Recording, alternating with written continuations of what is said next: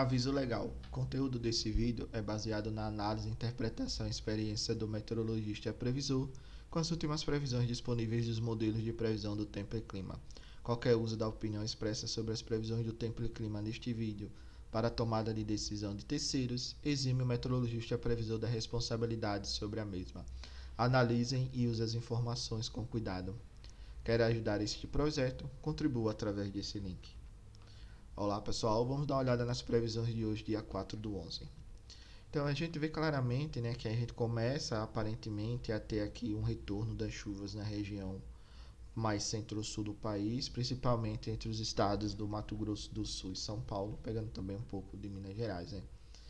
Esse fenômeno aqui um pouco acima, ainda é um vestígio aí das acas que nós tivemos atuando ao longo dos últimos dias. Ela começa a se desfazer, já desde ontem ela já começa a enfraquecer, mesmo assim ela ainda contribui um pouco para as chuvas aqui entre o Pará, Tocantins, pegando bem as bacias do Xingu e a bacia do Tocantins, relativamente Belo Monte e Tucuruí. Mas olhando um pouco mais à frente, a gente nota que a gente começa a ter a tentativa de formação aqui de um outro corredor de umidade e pode ser um indício aí da formação de uma novas acas.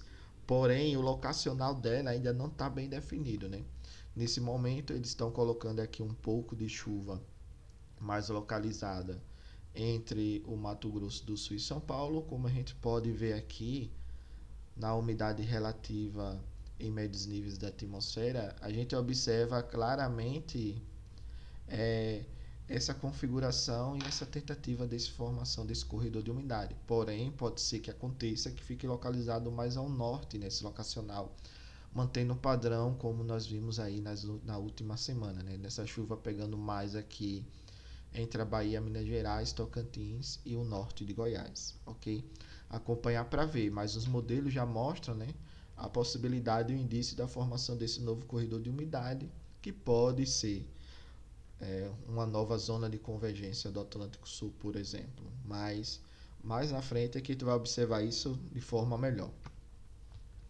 Olhando um pouco também mais à frente, a previsão lá para o dia 20, mais ou menos, de novembro, a gente observa que não existe nenhum fenômeno bem definido que possa impedir a formação de sistemas de baixa pressão na região central do país ou a formação de chuvas, por exemplo. A gente nota claramente que a dinâmica da atmosfera ela apresenta, traços bem definidos do que normalmente acontece nessa época do ano, com a formação desses trens de ondas aqui, tem um sistema de alta pressão, um sistema de baixa, e assim você tem uma sequência, de passagens de sistemas frontais, por exemplo, ou frentes frias na região sul, ela consegue avançar e organizar a convecção e chuva na região central do país. E quando isso está bem organizado, pode virar um canal de umidade e, em consequência, uma zona de convergência, por exemplo. Mas é algo que mais para frente vai ficar melhor definido. Mas o que a gente sabe, por enquanto, nas previsões, é que não tem assim previsão de nenhum sistema de alta pressão que possa, por exemplo, se transformar em um bloqueio atmosférico e possa impedir a formação de chuvas na região central do país. Então a atmosfera deve continuar livre pelo menos até o dia 20, mas eu acredito que esse mês de novembro nós não devemos ter muitas surpresas com a questão de sistemas de alta pressão. E quando a gente olha um pouco também agora o modelo GFS, a previsão da 0Z, a gente nota claramente que a gente tem uma chuva bem distribuída e bem espalhada em todo o país. Por enquanto não está uma chuva tão forte, mas o grande destaque que a gente vai ver daqui a pouco é a questão de armazenamento de água no solo.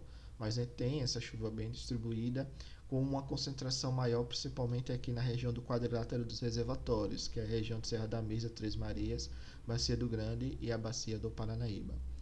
Olhando um pouco mais à frente também, a questão da temperatura, a gente observa que a gente não deve ter temperaturas muito elevadas ou muito frias, com exceção aqui do Rio Grande do Sul, mas a maior parte do país deve apresentar temperaturas realmente dentro da faixa do esperado, E com essa composição do Laninha, o que a gente espera é que as temperaturas elas sejam menores em todo o globo, já que uma vez que ocorre o fenômeno Laninha, a gente tem uma redução de temperatura global.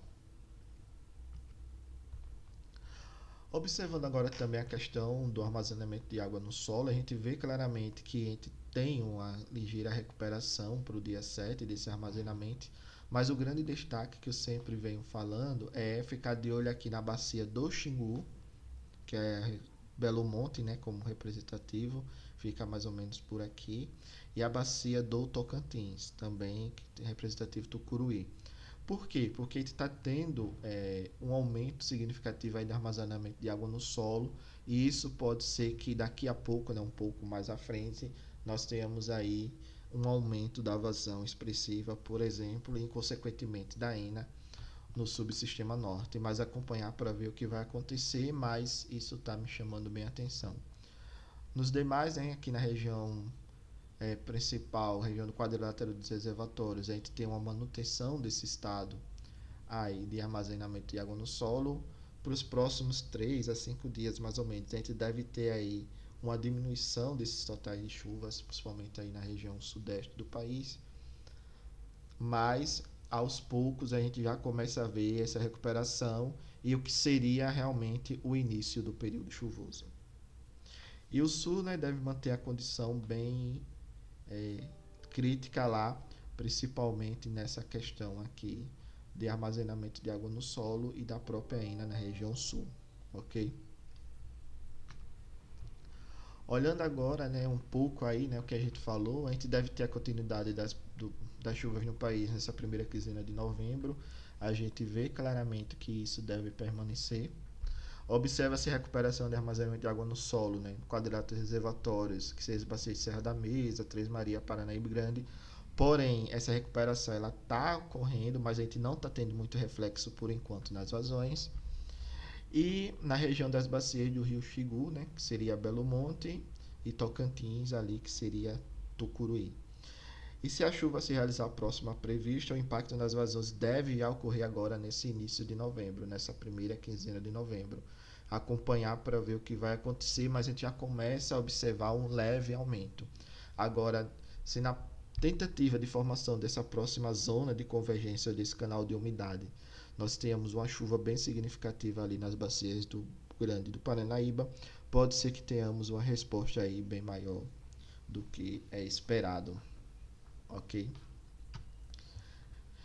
Infelizmente ainda a gente não tem informações do modelo ETA do ANS, mas olhando agora o modelo do SMWF europeu e o modelo GEFS, a gente nota claramente que eles mostram o mesmo padrão assim de locacional de chuva. Contudo, eles divergem em algumas regiões da quantidade de chuva, né, da intensidade dessa chuva. Mas a gente vê um padrão bem definido, né, com as chuvas mais locacionais dela por enquanto, na região do Tocantins, na região de Xingu, e aí pegando bem aqui também a região do quadrilátero dos reservatórios, ok? Obrigado, pessoal. Paz e bem.